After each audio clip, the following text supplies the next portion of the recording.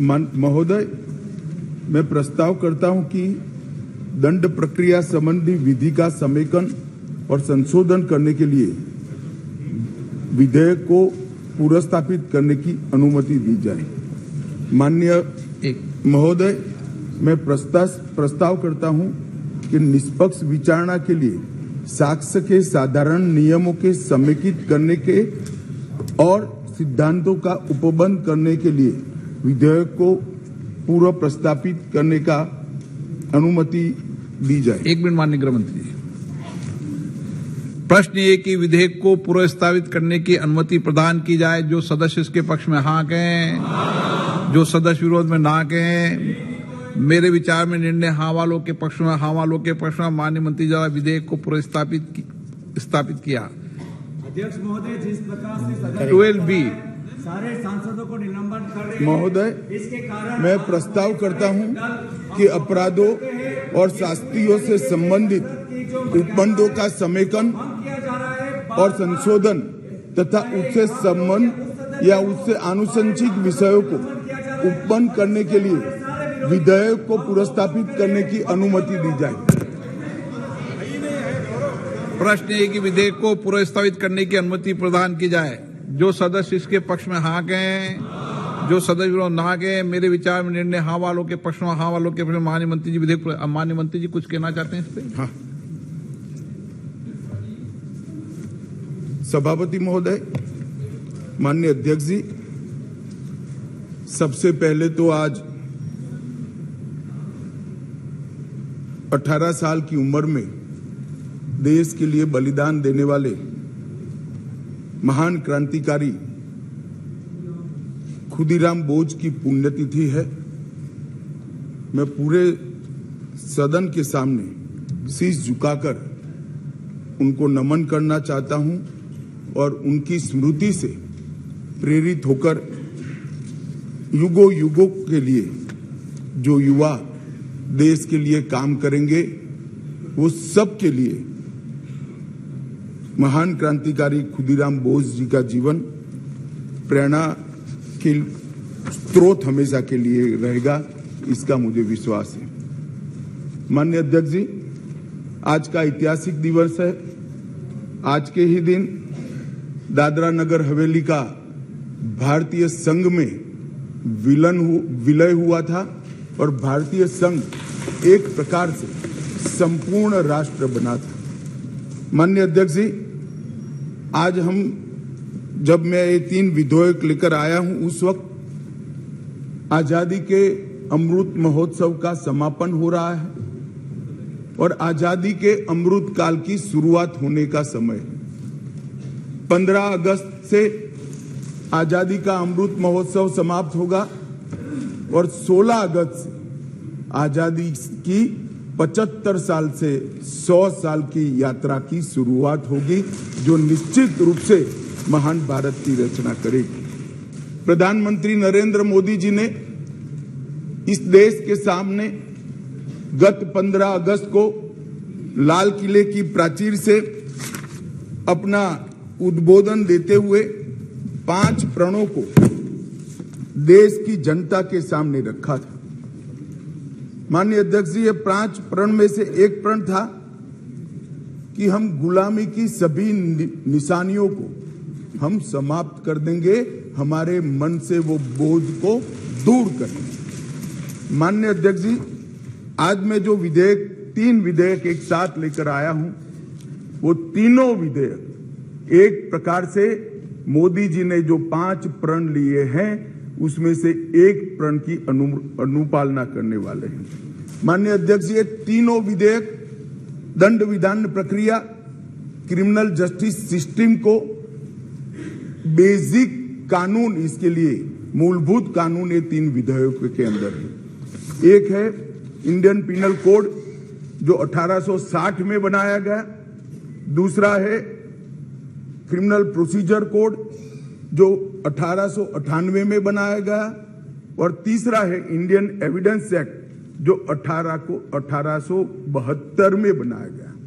1860, 1898 और 1872 में अंग्रेजों द्वारा बनाए गए, अंग्रेजों की संसद के द्वारा पारित किए गए ये तीनों कानूनों को समाप्त कर कर आज हम तीनों नए कानून पुरस्कृत करने के लिए मैं आया हूं।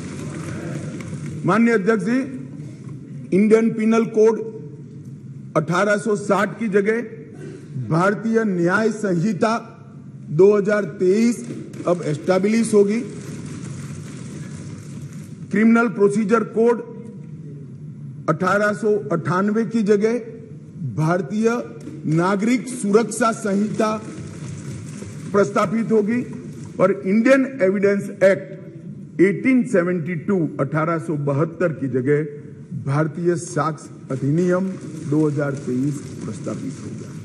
यह कानूनों की जो कानून रिपील होंगे इस तीनों विधेयक से, वो कानूनों की आत्मा जो है, वो कानूनों का मध्य बिंदु है कानून बनाने का, वो अंग्रेज शासन को मजबूत करने की दृष्टि से कानून बनाए गए थे। अंग्रेज शासन की रक्षा करने के लिए कानून बनाए गए थे और उसका उद्देश्य दंड देने का था, न्याय देने का नहीं था। ये दोनों मूलभूत चीजों पर हम परिवर्तन करने जाएंगे। ये तीनों कानूनों को रिप्लेस कर कर इनकी जगह जो 3 नए कानून बनेंगे उनकी आत्मा होगी भारत के नागरिकों को संविधान प्रदत्त सारे अधिकार जो मिले हैं इसकी सुरक्षा। ये कानूनों का उद्देश्य किसी को दंड देना नहीं होगा। इन कानूनों का उद्देश्य सबको न्याय देना होगा और न्याय देने की प्रक्रिया में, ये न्याय देने की प्रक्रिया में दंड वही होगा जहां अपराध रोकने का बोध खड़ा करने की जरूरत है। अपराध रोकने के लिए एक प्रकार की भावना खड़ी करने की जरूरत है, वही होगा। और मैं ये तीनों कानूनों को आगे मैं बताता हूं, बड़े ध्यान से इस प्रक्रिया में मैं इन्वॉल्व रहा हूं। अध्यक्ष जी, मैं सदन को आश्वस्त कर सकता हूं कि 1860 से लेकर 2023 पर 23 तक अंग्रेजों ने बनाए, अंग्रेज पार्लियामेंट ने बनाए हुए कानून के आधार पर इस देश की क्रिमिनल जस्टिस सिस्टम चलती रही। इसकी जगह भारतीय आत्मा के साथ ये 3 कानून अब प्रस्तावित होंगे और हमारी क्रिमिनल जस्टिस सिस्टम के अंदर बहुत बड़ा परिवर्तन आएगा। माननीय अध्यक्ष जी, मैं ये बिल स्टैंडिंग कमेटी को भेजने वाला हूं, इसलिए बहुत लंबा नहीं बोलूंगा, मरुतु इतना जरूर कहना चाहता हूं कि जिन्होंने भी ये कानूनों को पढ़ा होगा, इसकी प्रायोरिटी क्या थी? मानवी की हत्या से या महिला के साथ दुराचार से बड़ा कोई कानून अपराध नहीं हो सकता, तो इसको 302 नंबर पर स्थान दिया गया। इसके पहले क्या था? राजद्रोह था। इसके पहले क्या था? खजाने की लूट थी। इसके पहले क्या था? शासन के अधिकारी पर हमला था। ये जो अप्रोच है, ये अप्रोच को हम बदल रहे हैं। सबसे पहला चैप्टर इसमें आएगा महिलाओं और बालकों के साथ अपराध। दूसरा चैप्टर आएगा मानव वध और मानव शरीर के साथ जो अपराध होते हैं उसका आएगा। तो हमने शासन की जगह नागरिक को केंद्र में लाने का एक बहुत बड़ा सैद्धांतिक निर्णय कर हम ये कानून लेकर आए हैं। मान्यवर, इस कानून को बनाने के लिए बहुत लंबी प्रक्रिया हमने की है। मोदी जी ने 2019 में ही हम सबका मार्गदर्शन किया था कि अंग्रेजों ने बनाए हुए जितने भी कानून जिस विभाग में है, सभी कानून पर पर्याप्त चर्चा विचारणा और सोच विचार कर इसको आज के समय के अनुरूप और भारतीय समाज के हित में बनाना चाहिए। वहीं से ये प्रक्रिया माननीय अध्यक्ष जी चालू हुई। ढेर सारी कंसल्टेशन की प्रक्रिया इसके लिए हुई है। मान्यवर, मैं आपको बताना चाहता हूं, हर जगह पे व्यापक कंसल्टेशन किया गया है। मैंने अगस्त 2019 में ही देश के सारे हाईकोर्ट चीफ जस्टिस को पत्र लिखा था, सर्वोच्च अदालत के सारे न्यायाधीशों को लिखा था, देश की सारी लॉ यूनिवर्सिटी को पत्र लिखा था। 2020 में थोड़ी बेस बनने के बाद सारे सांसदों को लिखा सारे मुख्यमंत्रियों को लिखा, सारे राज्यपालों को लिखा, संघ शासित प्रदेश के प्रशासकों को लिखा और ढेर सारे कंसल्टेशन के बाद ये प्रक्रिया आज कानून बनने में सफल हुई है। माननीय अध्यक्ष जी, इसका मुझे बहुत बड़ा संतोष है कि बेज बरुआ समिति, विश्वनाथन समिति, मलिमत समिति, माधव मेनन समिति और गृह मामलों की स्थायी संसदीय समिति 2011, 2005, 2006 इसकी रिपोर्ट 111वीं, 110वीं, 146वीं ये सारी रिपोर्टों का बृहद संकलन कर सभी राज्यपालों, मुख्यमंत्रियों, सभी विधायकों, सभी सांसद और सभी न्यायाधीशों से, हाई कोर्ट से, सुप्रीम कोर्ट से और लॉ यूनिवर्सिटी से आए हुए सारे प्रस्तावों को, सारे सुझावों को कंसीडर कर लाइन बाय लाइन इसको पढ़कर ये विधेयक लेकर मैं आज सदन के सामने उपस्थित हुआ हूं। माननीय अध्यक्ष जी, 18 राज्यों, 6 संघ शासित प्रदेश, भारत की सुप्रीम कोर्ट, 16 हाई कोर्ट, 5 न्यायिक एकेडमी, 22 विधि विश्वविद्यालय, 142 सांसद और लगभग 270 विधायकों ने इसमें सुझाव दिए हैं। जनता के भी बहुत सारे सुझाव आए हैं जिसको कंसिडर किया गया। माननीय अध्यक्ष जी, 4 साल तक इस पर गहन विचार विमर्श हुआ है। मैं जिसमें उपस्थित हूं ऐसी 158 बैठकें हमने रिकॉर्ड पर करी है। माननीय अध्यक्ष जी, बाय लाइन इसको हमने पढ़ा है।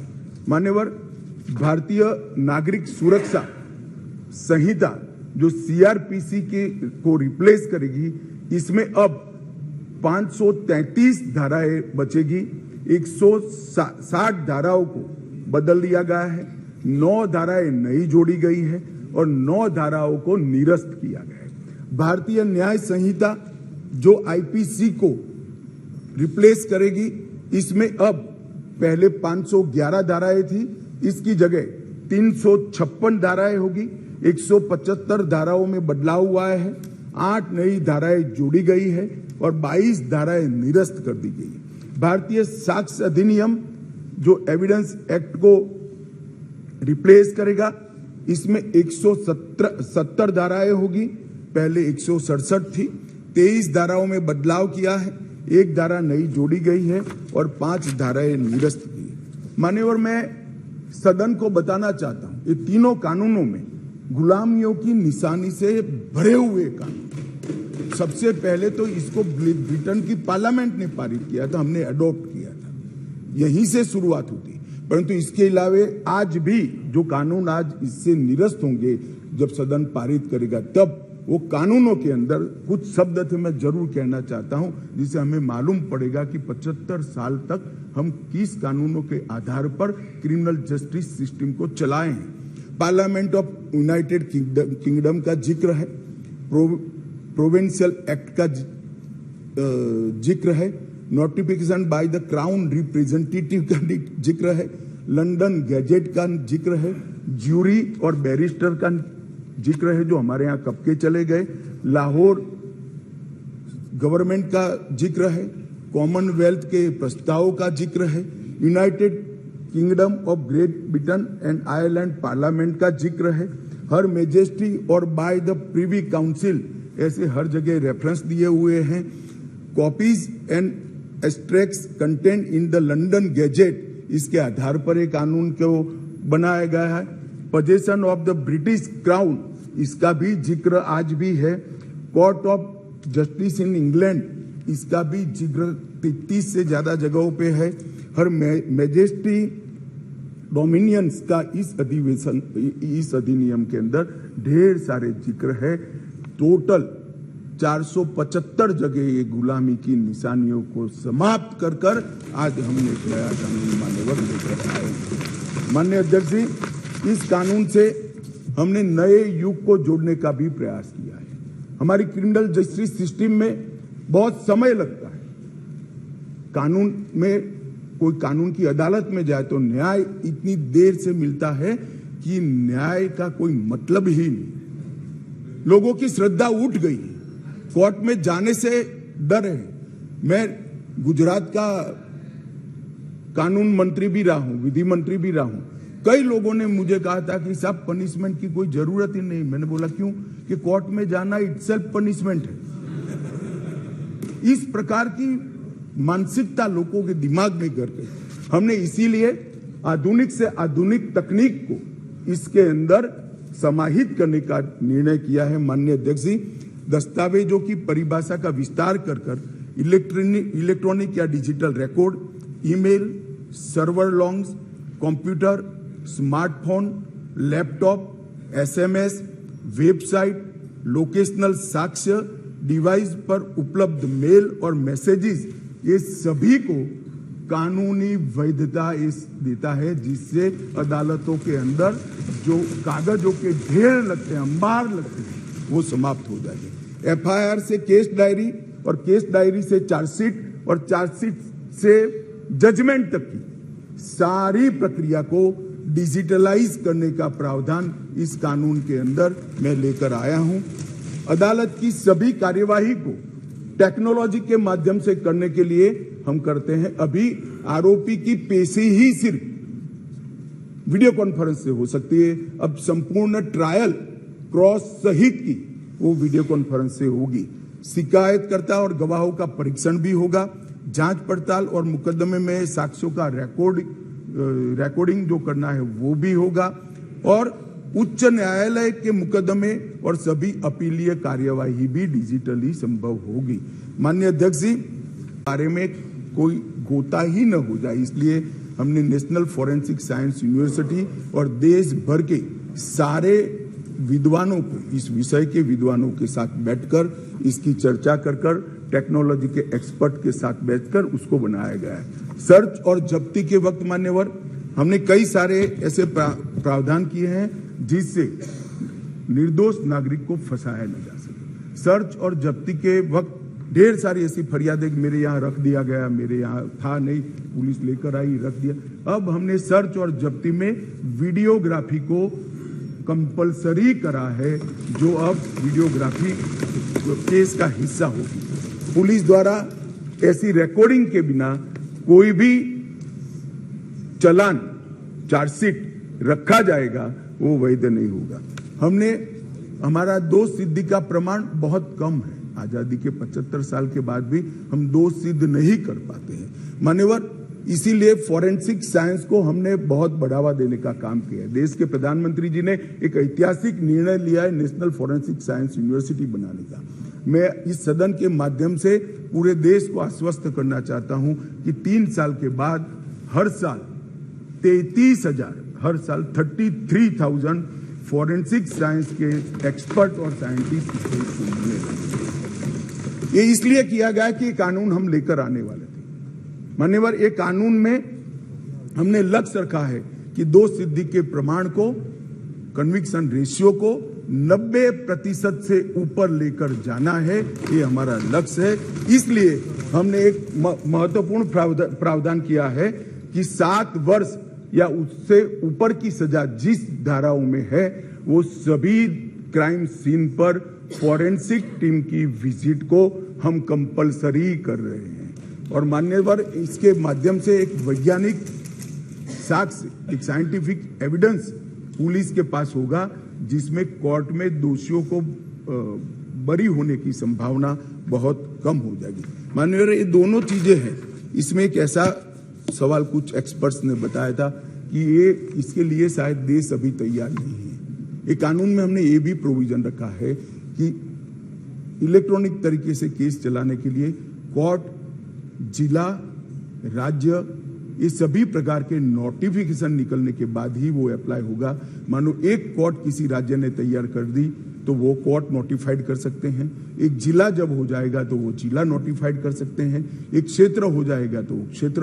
अंततोगत्वा 27 के पहले पूरे देश की सभी कोर्टों को हम कंप्यूटराइज कर इसी प्रकार से मोबाइल फोरेंसिक वाहन का भी हमने एडवांस में अनुभव कर लिया है मान्यवर। आज मैं आपको बता सकता हूं कि दिल्ली के अंदर 7 साल से ऊपर की किसी भी गुना होता है, सजा का जिसमें प्रावधान हो ऐसा कोई भी गुना होता है तो एफएसएल की टीम इसको विजिट करती है। ये सफल प्रयोग हमने दिल्ली के अंदर कर दिया है।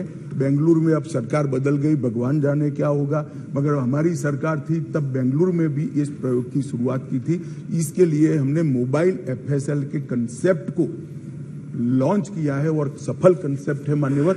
हर जिले में 3 मोबाइल एफएसएल घूमती रहेगी और गुना के जगह पे जाएगी। नागरिकों की सुविधा सुनिश्चित करने के लिए जीरो एफआईआर को पहली बार आजादी के 75 साल के बाद हम स्थान दिए। गुना कहीं पर भी हुआ, किसी भी थाने का हो, आप हिमालय की चोटी से भी उसको रजिस्टर कर सकते हैं और कन्याकुमारी के सागर के किनारे गुना रजिस्टर होने के बाद 15 दिन में कंसर्न थाने को भेजना होगा। एफआईआर का प्रावधान हम पहली बार जोड़ रहे हैं। हर जिले में और हर थाने में एक ऐसा पुलिस अधिकारी नामित किया जाएगा जिसके परिवारजनों में गिरफ्तारी हुई है। इसको अधिकृत सर्टिफिकेट देना पड़ेगा कि आपके परिजन हमारी कस्टडी में है और इसके लिए अब हम रिस्पॉन्सिबल।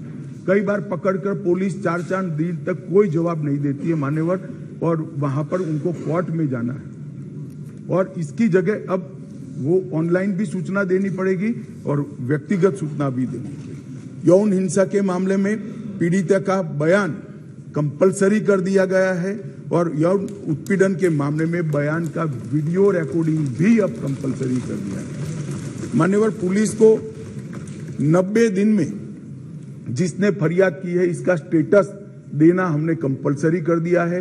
90 दिन में उसका स्टेटस देना पड़ेगा और हर 15 दिन में फरियादी को अपना स्टेटस भेजना पड़ेगा। 7 वर्ष या उससे अधिक के कारावास का केस अगर विड्रॉ करना है तो पीड़ित को सुने बगैर कोई भी सरकार इसको विड्रॉ नहीं कर पाएगी। ये भी इससे नागरिकों के अधिकारों की रक्षा होगी और इसके अंदर पहली बार हम कम्युनिटी सर्विस को सजा के बारे में भी इंट्रोड्यूस कर रहे हैं मान्यवर। ये प्रैक्टिस में कई जगह पे है परंतु इसका इंट्रोडक्शन एक्ट से, कानून से अब होगा। मान्यवर, सालों तक केस चलते नहीं है, इसके लिए भी हमने बहुत सारे प्रावधान करे हैं। छोटे मोटे मामलों में समरी ट्रायल का दायरा बढ़ा दिया है। समरी ट्रायल को 20,000 तक की गुनाहों में ले लिया गया है और 3 साल तक कि जिसमें सजा है वो सारे समरी ट्रायल से हो जाएंगे। इस एक ही प्रावधान से 40% केसों की सेशन कोर्ट से बाहर होकर नीचे ही समरी ट्रायल से समाप्त हो गए। मान्यवर, आरोप पत्र दायर करने के लिए पुलिस अधिकारी आगे की जांच चालू है, आगे की जांच चालू है, आगे की जांच 6-6 साल अब नहीं कर पाएंगे। हमने तय कर दिया है कि 90 दिन में आरोप पत्र दायर करना ही पड़ेगा और कोर्ट भी उनको और 90 दिन की परिस्थिति देखकर परमिशन दे सकती है। 180 दिन में आपको जांच समाप्त कर ट्रायल के लिए भेज देना पड़ेगा। इससे बहुत बड़ा फर्क होगा। वारंट के मामले में भी हमने काफी सारे बदलाव किए हैं। आरोपी व्यक्ति को आरोप तय करने की नोटिस 60 ही दिन में देने के लिए अब कोर्ट बाध्य हो जाएगी। कोर्ट ने चार्ज फ्रेमिंग 60 दिन से ज्यादा लंबा नहीं कर सकती। बहस पूरी होने के बाद 30 ही दिन में मान्यवर न्यायाधीश ने अपना फैसला देना पड़ेगा। 3-3 साल तक फैसला पेंडिंग नहीं रखा। कई सारे जज ऐसे पूरी सुनवाई कर देते थे और फिर बाद में ट्रांसफर हो जाती थी या रिटायर्ड कर जाते थे और ट्रायल फिर से चलती। अब ऐसा नहीं होगा। 30 दिन के अंदर ही फैसला देना पड़ेगा। इसको भी हमने, और फैसले को 7 दिन के अंदर ऑनलाइन उपलब्ध कराना पड़ेगा जिससे इस पर अपील की कार्यवाही मान्यवर हो जाए। सिविल सर्वेंट के विरुद्ध कोई फरियाद होती थी, पुलिस ऑफिसरों के विरुद्ध कोई फरियाद होती थी तो एक प्रावधान है जिसे उनको सुरक्षा मिली हुई सरकार की परमिशन के बगैर इनका संज्ञान या तो चार्जशीट या ट्रायल शुरू नहीं हो सकती। मान्यवर, सालों तक कोई परमिशन आती ही नहीं थी और उसके कारण सिविल सर्वेंट के साथ साथ बाकी लोग भी डिले ट्रायल को एंजॉय करते थे। हमने तय कर दिया है कि 120 दिन में सरकार हाँ या ना कह दे, वरना डीम्ड परमिशन माना जाएगा और ट्रायल को पेश करेगा। मान्यवर, एक बहुत बड़ा दिक्कत मैंने देखा है कि एसपी के नाते किसी ने एक केस जांच किया है तो डीजीपी या तो रिटायर्ड होने के बाद वो केस चलने पर आता है और उनको गवाही देने जाना है। हमने ये प्रक्रिया के अंदर आमूलचूर परिवर्तन किया है कि जो एसपी अभी नौकरी कर रहा है वो ही फाइल देखकर गवाही देगा, जो पहले था उसको आने की जरूरत नहीं। माननीय, बहुत बड़ा क्रांतिकारी बदलाव। इसके कारण इतना देर होती, इतनी देर होती। आज हमने बारीकी से ट्रायल किस चीज के कारण लेट होती है इसका अभ्यास किया है। सबसे ज्यादा डेट अगर लगे तो यही कि भैया वो तो डीजीपी हो गए, डीजीपी साहब को समय नहीं होगा, तहसील में कैसे आएंगे, जब उनकी विजिट है तो 1.5 साल तक गवाही नहीं होती। मगर अब कोई डीजीपी साहब या तो रिटायर्ड बाबू को बुलाने की जरूरत नहीं, वहां जो एसपी है वो फाइल देखकर, और वो डीजीपी साहब को कुछ याद भी नहीं है, उन्होंने भी फाइल देखकर ही कोर्ट को असिस्ट करना है, मगर ये नहीं होता था। अब हमने ये कर दिया है। घोषित अपराधियों की संपत्ति की कुर्की का भी ये है नहीं, वरना यूपीए वालों को बहुत दिक्कत आती इस प्रावधान से। घोषित अपराधियों की संपत्ति की कुर्की का भी हम प्रावधान मान्यवर इसमें ले। संगठित अपराध के लिए एक नया प्रावधान हम इसके अंदर जोड़ रहे हैं, जो अंतरराज्य गैंग और संगठित अपराध है, इसके विरुद्ध एक अलग प्रकार की कठोर सजा का प्रावधान। महिलाओं के प्रति अपराध और सामाजिक समस्याओं के निपटान के लिए भी हमने ढेर सारे किए हैं। शादी, रोजगार, पदोन्नति के झूठे वादे और गलत पहचान प्रकट कर जो यौन संबंध बनाते थे, उसको अपराध की श्रेणी में पहली बार नरेंद्र मोदी सरकार लाए। गैंग रेप के सभी मामलों में 20 साल की सजा या आजीवन कारावास का प्रावधान किया है, जो आज नहीं है। 18 वर्ष से कम आयु की बच्चियों के मामले में मृत्यु दंड का भी प्रावधान। मान्यवर, मॉब लिंचिंग का बड़ा शोर मचा है, हमने उसको केयरफुली करा है। मॉब लिंचिंग के लिए भी 7 साल आजीवन कारावास और मृत्युदंड तीनों का प्रोविजन कर हम प्रावधान मान्यवर लाए।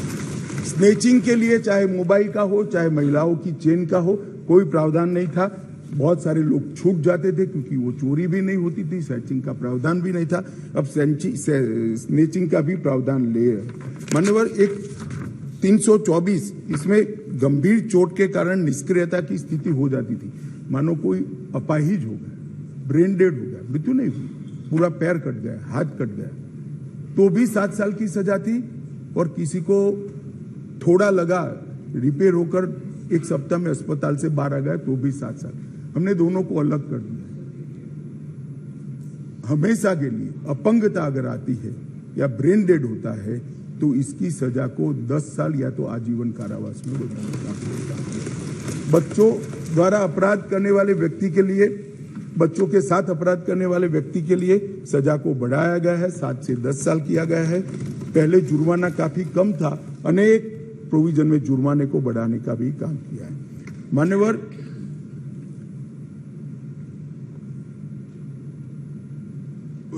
अपराधियों के विरुद्ध जो भाग जाते थे, इसके लिए भी 10 साल की सजा का लाया है, प्रावधान लेकर आए हैं। सजा माफी को पॉलिटिकल यूज करने वाले बहुत किस्से आते थे।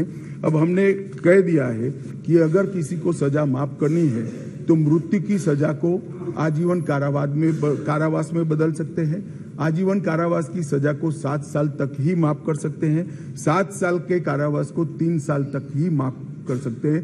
किसी भी गुनहगार को, अभी बिहार में कुछ मामले आए हैं सामने, इसी प्रकार से राजनीतिक रसूख वाले लोगों को छोड़ा नहीं जाएगा, उनको भी सजा मिलेगी। इसका भी प्रावधान मान्यवर हम लेकर आए हैं। मान्यवर, राजद्रोह पर कि अंग्रेजों ने अपने शासन को बचाने के लिए एक कानून बना था। मैं इस सदन को कहना चाहता हूं, एक ऐतिहासिक निर्णय इस सरकार ने किया है। राजद्रोह को कंप्लीटली हम रिपील कर रहे हैं, कंप्लीटली। यहां लोकतंत्र, सबको बोलने का अधिकार है, राजद्रोह को हम कंप्लीटली रिपील करें मान्यवर। और इस कानून में इसके साथ साथ अलगाव, सशस्त्र विद्रोह, विध्वंसक गतिविधियां, अलगाववाद, भारत की संप्रभुता, एकता को, अखंडता को चैलेंज करना, ये सब को कानून के अंदर किसी न किसी दाएं बाएं तोड़ मरोड़ कर जोड़ते थे। इसका कोई स्पेशल प्रोविजन नहीं था, टेररिज्म की व्याख्या ही नहीं थी। पहली बार अब इसकी व्याख्या हो रही है और जुड़ी संपत्ति को कुर्क करने का अधिकार भी है। मान्यवर, जांच करने वाले पुलिस अधिकारी के संज्ञान पर कोर्ट इस पर ऑर्डर करेगा। कुर्की का ऑर्डर पुलिस अधिकारी नहीं कर पाएंगे, निर्णय नहीं कर पाएंगे, कोर्ट में सुनवाई के बाद होगा। मान्यवर, एक बहुत बड़ा ऐतिहासिक फैसला हमने किया है, अनुपस्थिति में ट्रायल। कई सारे केसों में दाऊद इब्राहिम वांटेड है, चले गए, देश छोड़कर भाग गए, आज उन पर ट्रायल नहीं होती। हमने तय किया है कि सेशन कोर्ट के जज ड्यू प्रोसीजर के बाद जिसको भगोड़ा घोषित करेंगे उसकी अनुपस्थिति में ट्रायल होगी और उनको सजा भी सुनाई। दुनिया में वो कहीं पर भी छिपके सजा सुनाई जाए। मान्यवर, इससे बहुत बड़ा फर्क पड़ने वाला है और वो सजा के खिलाफ अपील करना है तो न्याय की शरण में आए, अपने आप को भारतीय कानूनों की शरण में लाए और अदालत के सामने जाए तो हाईकोर्ट में चैलेंज करें। मान्यवर, मैं सार्वजनिक जीवन में बहुत बचपन से हूं, राज्य का गृह मंत्री भी रहा हूं, मैंने बहुत सारे थाने विजिट किए, बहुत सारे सदस्य भी थाने में गए होंगे। आप देखे होगा टूटी फूटी साइकिल, टूटी फूटी गाड़ी, टूटी फूटी ऑटो सालों तक पड़ी, सबने देखा। वो इसलिए पड़ा है कि कानून में प्रोविजन है कि केस के निपटारे तक इसको संभाल पर रखना। हमने प्रोविजन कर दिया है इसकी वीडियोग्राफी करना, वीडियोग्राफी की सर्टिफाइड कॉपी कोर्ट में जमा कराना और फिर इसका निपटारा आप कर सकते हो। इससे कम से कम पुलिस स्टेशन की स्वच्छता बढ़ाना। मान्यवर, इस प्रकार के, मैंने तो अभी थोड़ा बताया, इस प्रकार के ढेर सारे बदलाव इस कानून के अंदर हम लेकर आए हैं। टोटल 313 बदलाव है मान्यवर, और मैं इतना कह सकता हूं कि हमारी न्यायिक दंड प्रक्रिया, क्रिमिनल जस्टिस सिस्टम के अंदर आमूलचूल परिवर्तन होगा और सबको ज्यादा से ज्यादा 3 साल के अंदर न्याय।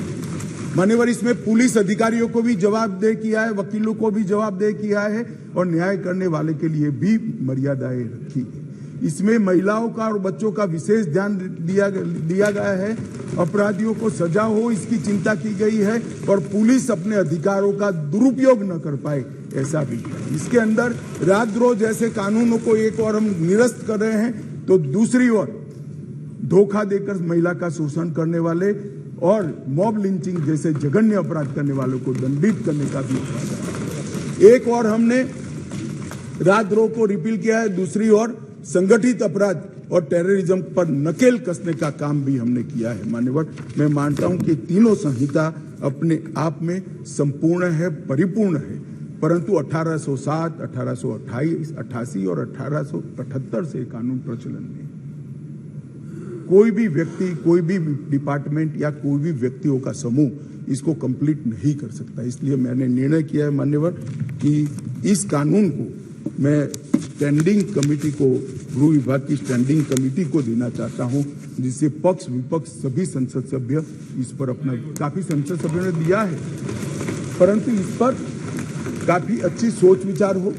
इस पर बार काउंसिल भी चर्चा करे, बार एसोसिएशन भी चर्चा करे, कुछ रिटायर्ड न्यायिक अधिकारी भी चिंता करें और हम लॉ कमीशन को भी भेजेंगे, लॉ कमीशन भी अपनी टिप्पणियां दे।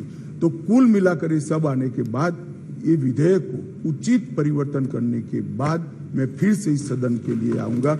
मैं आपको अनुरोध करता हूं माननीय स्पीकर महोदय कि मैं विधेयक को पुनर्स्थापित करता हूं और माननीय स्पीकर महोदय में ये भी अनुरोध करता हूं कि विधेयक को जांच हेतु विभाग संबंधी गृह कार्य संबंधी संसदीय स्थायी समिति को।